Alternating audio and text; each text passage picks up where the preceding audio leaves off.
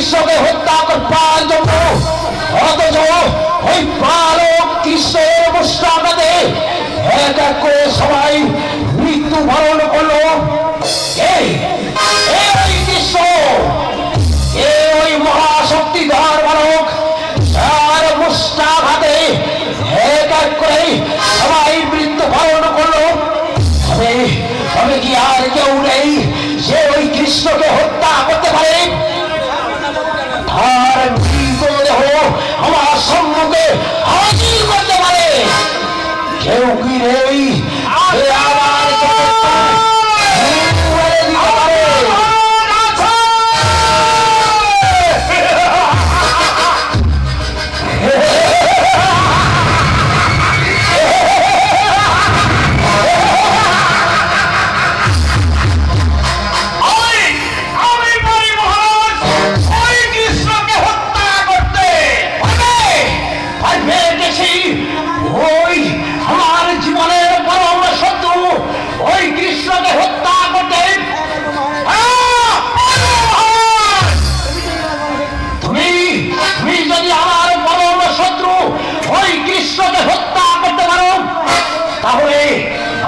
তোমাকে হাজার হাজার স্বর্ণ মুদ্রা সহ অট্টালিকা করে দেব।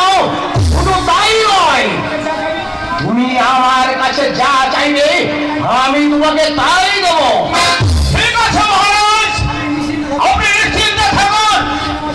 আমি 2 দিনের মধ্যে ওই সুচতুর কৃষ্ণকে হত্যা করে তার মৃতদেহটা টানতে টানতে আপনার সম্মুখে আমি হাজির করব।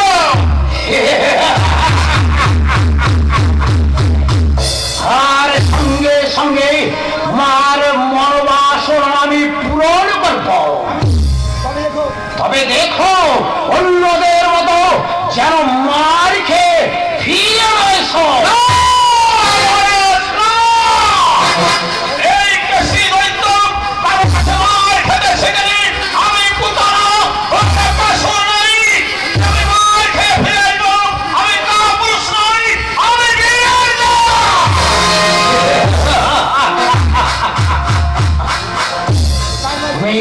তুমি যদি আমার পরম শত্রু ওই কৃষ্ণকে হত্যা করতে পারো, তাহলে আমি তোমাকে প্রধান সেনাপতি পদে প্রতিষ্ঠিত করব। খুশি হল মহারাজ, আপনি নিশ্চিন্ত মনে ওই বাড়ি গিয়ে আনন্দ করুন। আর প্রজাদের আনন্দ করতে উৎসাহ দিন মহারাজ। সারা রাত মথুরা নগরী আমার বন্যায় ভাসিয়ে দিন।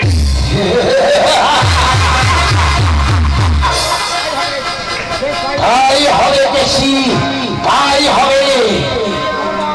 তুমি সবাইকে খবর দাও আর চারুরকে বলো সুরা আর পাইজিকে নিয়ে আসতে।